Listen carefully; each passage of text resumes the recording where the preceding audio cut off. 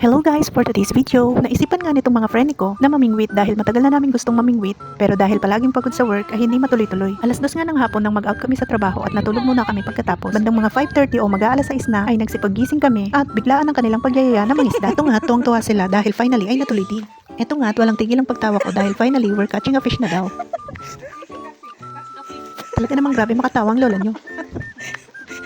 At sa mga oras na to ay natatanong na namin ang dagat. Bigla kaming nalungkot dahil sobrang lakas ng alon. Malakas ang alon dahil malakas ang hangin. Pero kahit ganun, hindi nagpapigil ang mga kasama ko. Ay mas lalo pa nga silang na-excite. At sa mga oras na to ay naririnig ko na ang pagiging motivational speaker nila. Ang sarap kasama ng mga ganitong kaibigan dahil sa kabila ng hindi umaayon ng panahon ay go na go pa din sila at talagang hindi sila magpapapigil. Sa mga oras na to ay tahimik lang akong nakikinig sa kanila. Natutuwa ako dahil inaalala nila ang bawat alaala nila sa Pilipinas at ng mga nangyari sa kanila nung maliliit pa sila. Nakakatuwa nga dahil nakaka-relate ako sa pinag-uusapan nila. At masarap isipin na meron kang isang kaibigan na hindi nagsasawang makinig sa mga kwento mo. Ito na nga at lumipat na kami ng daan dahil natatanong na namin yung part ng dagat na pupuntahan namin. Talaga nga namang breathtaking ang tanawin dito. Nandito kami sa isang lugar kung saan tahimik, walang polusyon at talaga namang napakaganda ng tanawin. Masasabi mo talagang sulit ang pagod mo sa maghapon kapag ganito kaganda ang tanawin na makikita mo. At lalo na syempre ang experience at moment na mabubuo mo. Kasama ang mga bagong kaibigan at bagong tao sa buhay mo. Halos nasa 30 minutes din ang paglalakad namin bago kami makarating sa paroroonan namin. At may nadaanan din kaming mini open resort. Bago pa lang ito, simple at maganda ang lokasyon. Marami din naman silang customers. Ito ang lugar na kung saan simple ang kanilang pamumuhay. Mahilig din ang mga tao dito sa mga outdoor activities. Marami din akong nakikitang bata dito na hindi puro cellphone ang hawak. Makikita mong tight ang kanilang family bonding. Dahil nga open ito, makikita mo talaga na child-friendly ang kanilang resort. Dahil maraming pwedeng paglaruan ng mga bata dito na din ang kanilang view at Instagrammable talaga. Ganun pa man, dahil nakalampas na kami dito, ay malapit na kami sa aming fishing site. Ito na nga ang lola nyo at sobrang excited na. I see the fire in your eyes. Don't let it fade, it's time to rise. The world is ours, no need to hide. Let's take the leap and feel alive. We're chasing stars, we're breaking rules. Our hearts are loud, we're no fools. Every moment we're in control. This is our time, this is our gold. Heto na nga, mabalik na tayo. Andito na nga kami sa aming destinasyon at pababa na kami kung saan kami mamimingwit. Medyo nahirapan nga kami sa daan dahil mali pa lang dinaanan na. Tulad nga ng sabi ko, walang makakapigil sa amin. Walang tubig yan. Paano tayo niyan?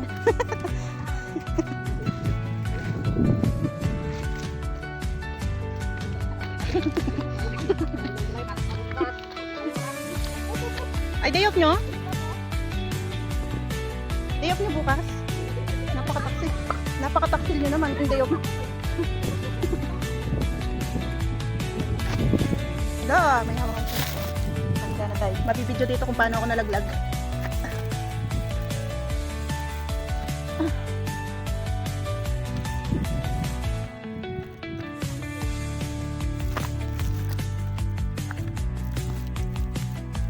Aray.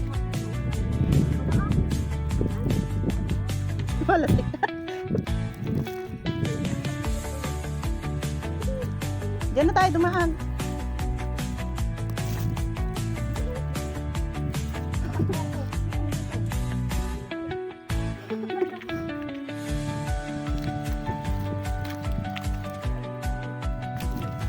Pag ako nagasgasan na. No tide. Ay, oo.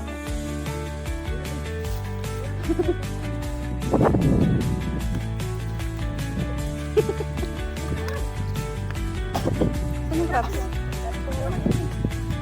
Hindi ba? Saan yung crabs? Pag ito wala. Ay, ano ba?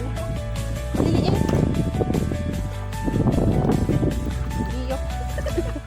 Sabi niyo marami. Wala.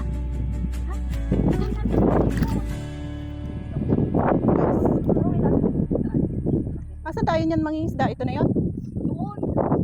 Sa mga oras nga na to ay may nakita ng crab kasama ko.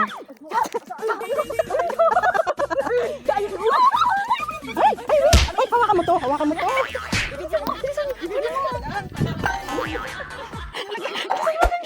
Sa likod mo hawakan. Pag ako naipit Ulok mo, girl. Dapat ang dating tong. Sa likod. Kaya mo ba? Pumunta ka na sa akin yung kulang. Tatakbukin mamaya. Bilisan. Oh. Huwag ka mamamatay. Hoy, ganun mo ng pamo. Siguro mo Ikaw, mo na. siguro mo doon.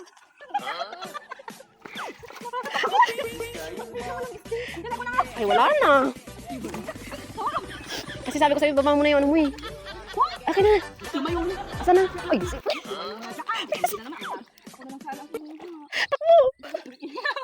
bilisan mo. Wala na siya.